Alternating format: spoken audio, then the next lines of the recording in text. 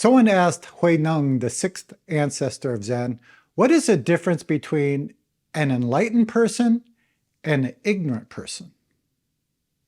Hui Neng said, there's no difference, except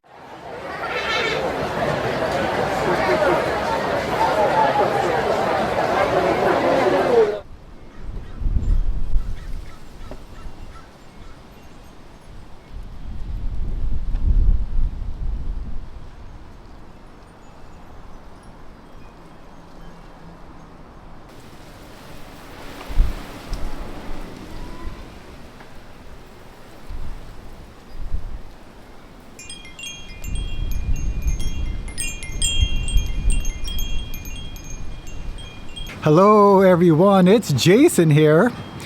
I'm back. As you can see, it's a very windy day today. Supposed to go on a hike today. Supposed to have rain today. Now I'm not sure what time the rain's going to start. Keeps changing. But I have to get out on a hike. But before I do that, I have to do a tour at a school.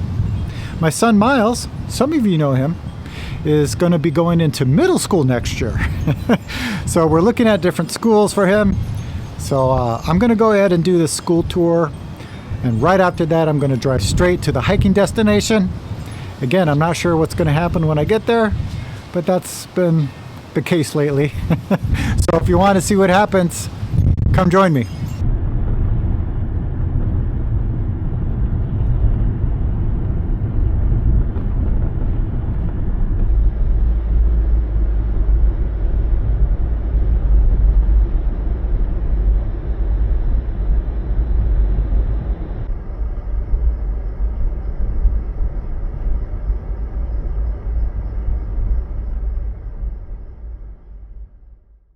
Okay, so we're done with the school tour. I have about a 27-minute drive to our destination. Let's see where we end up.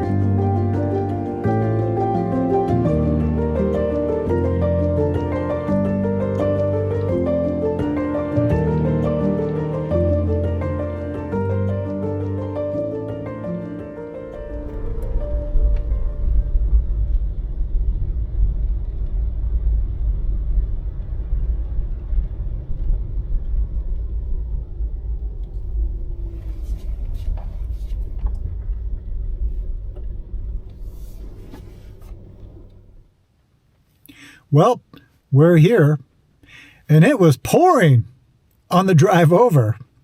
You know, yesterday it said it was going to rain in the morning, and today when I woke up, it wasn't supposed to be until like 2 p.m. or 3 p.m.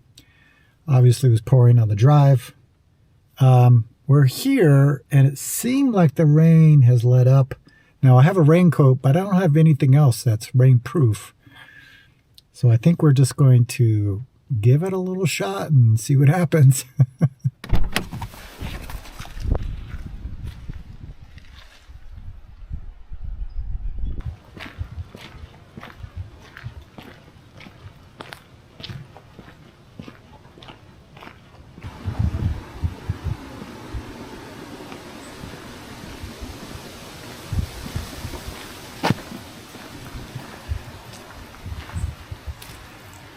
Windy Hill Open Space Preserve. That is very appropriate.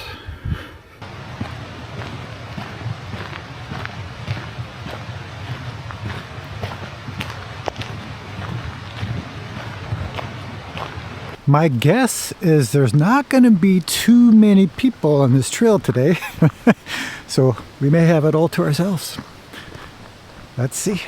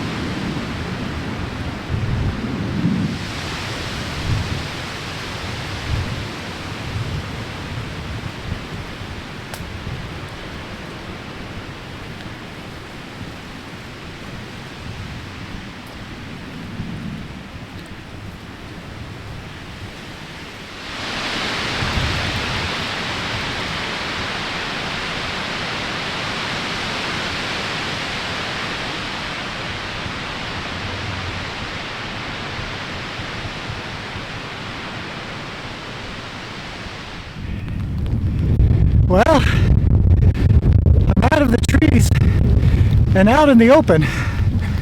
So it's raining, it's windy, I'm wet, and I still have a long ways to go until I get to the car. So the only thing I can do is to go straight.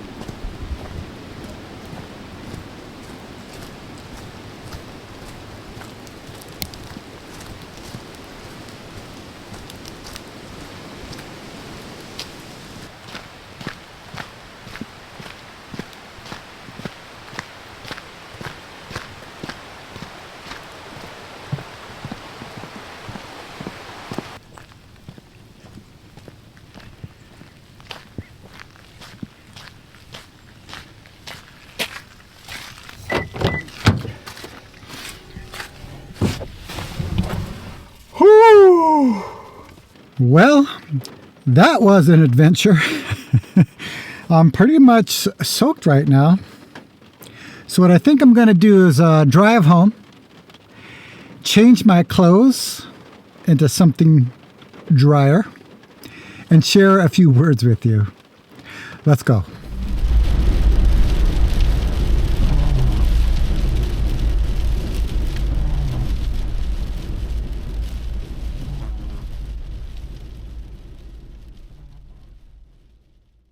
Okay, so I'm back home, warm and dry.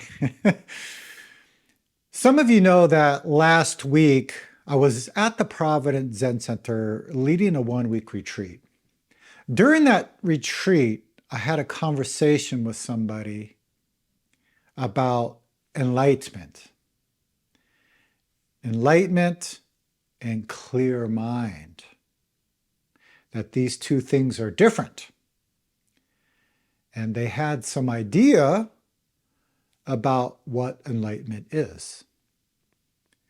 So I get this question quite often, what is enlightenment? The problem with this is whatever I say about it, it's not it. If I do say something, somebody's going to say, no, no, no, that's not enlightenment. This is what enlightenment is.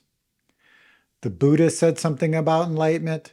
You hear Zen teachers talking about enlightenment, but you cannot talk about it because it's an experience before words.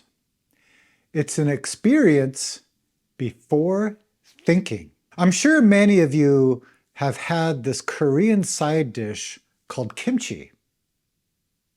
If you haven't, I will explain it to you.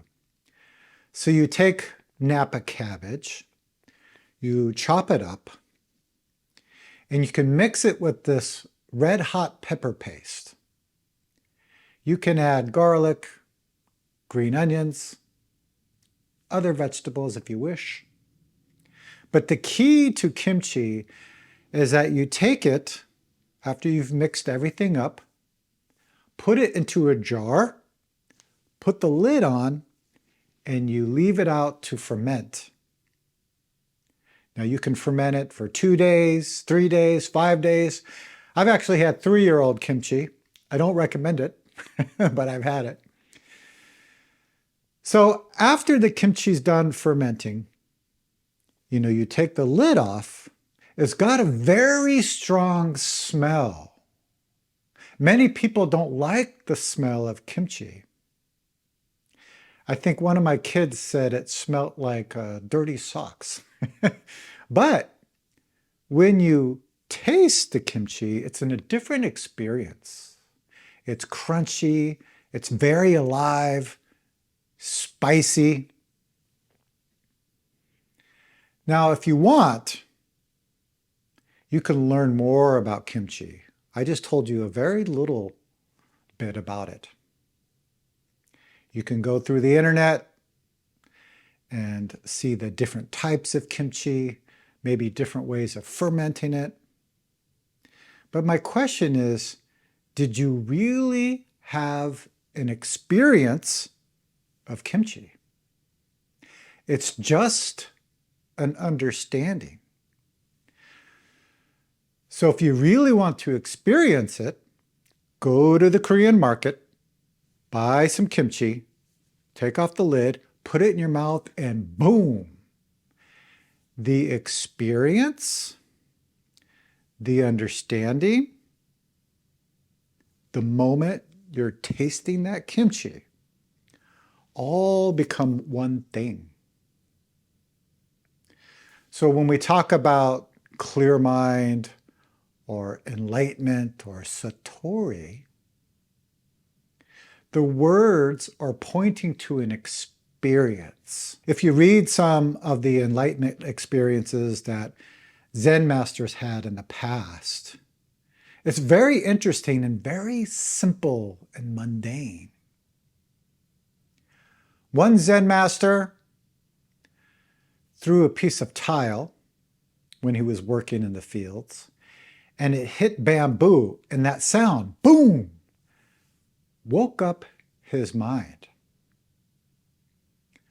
Another Zen master heard a rooster crowing, and in that moment, their mind opened up to this enlightenment experience.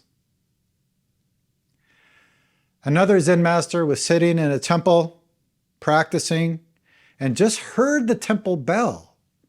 So his mind and the bell were not separate. Someone asked Huineng, the 6th ancestor of Zen, what is the difference between an enlightened person and an ignorant person? Huineng said, there's no difference, except the enlightened person realizes it right now in this moment, and the ignorant person ignores it. So all of us have had enlightenment experiences. We just don't see it. We're ignoring it. We may have some idea about what it is, so we're chasing after it and being blinded to it right now in this moment. It's like a fish swimming in the water and goes to an older fish and says, I'm looking for water. Can you help me find it? It's already here. Some people talk about their enlightenment experience, but what they're really talking about is just an experience. All of our experiences that we have in life, whether they're painful or blissful, have no self-permanent nature. I remember when I used to live at the Providence Zen Center, people would come to the Zen Center and talk about their enlightenment experience. And one time I remember being in the kitchen with my teacher. And there was somebody at the Zen Center telling my teacher about their enlightenment experience. So then my teacher said, "Oh, that's very interesting. So where is your enlightenment experience right now?" The person could not answer. So instead of explaining enlightenment, because you can go on the internet and get a lot of ideas about it, I want to share something with you that I experienced during this 1-week retreat at the Providence Zen Center. So there's an early morning sitting. So we have a bowing meditation, we have chanting meditation, and then we do 40 minutes of sitting with 10 minutes of walking meditation in between. So during the first sitting meditation, it's very dark outside. And some of us were facing the window. So the monastery where the retreat is held is on top of a hill. And if you look out the window, you can see the Zen Center in the back and this beautiful pond. But during the early morning, it's black outside, completely dark. So you can't see anything. But what you can see is your own reflection in the window.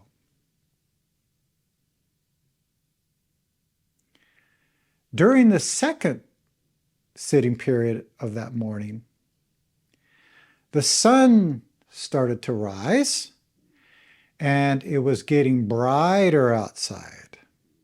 And as it got brighter outside, the self-reflection slowly disappeared.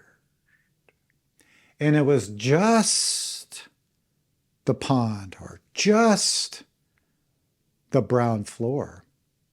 So I noticed meditation practices like that. A lot of the times we're self-reflecting. Am I sitting correctly?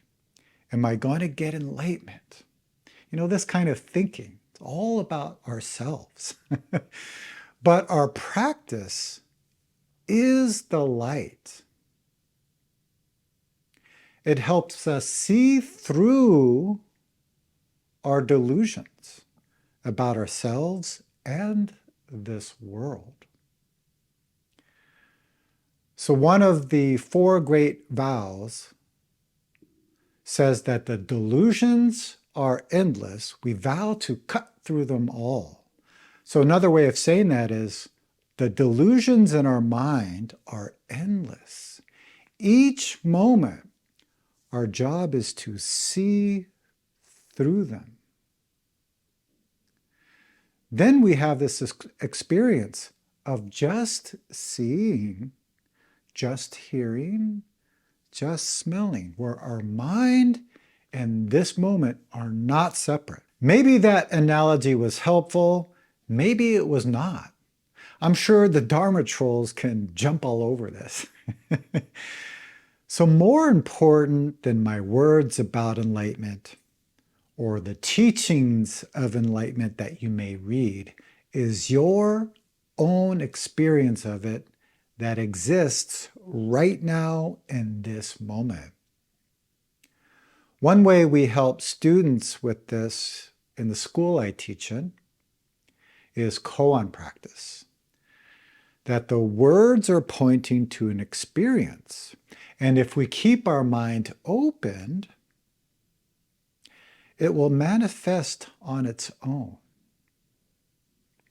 So I'm going to leave you with the koan. A monk approached Zen Master Joju and said, "Master, I've just entered the monastery. Please teach me." And Zen Master Joju said, "Have you had breakfast?" The monk replied, "Yes, I have." Then Zen Master Joju said, "Go wash your bowls." This monk got enlightenment. So my question to you is, what did this monk attain? Those are my thoughts for the day. Let me know what you think about this video. If it was helpful, let me know in the comments or give it a thumbs up.